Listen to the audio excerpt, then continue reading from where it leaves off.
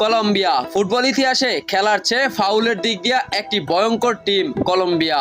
Football ইতিহাসে কলম্বিয়ার এমন এমন রেকর্ড রয়েছে যা শুনলে আজকে আপনি অবাক হয়ে যাবেন। কলম্বিয়ার টার্গেট থেকে বাদ পড়েনি নেইমার, মেসির মতো বড় বড় প্লেয়াররাও।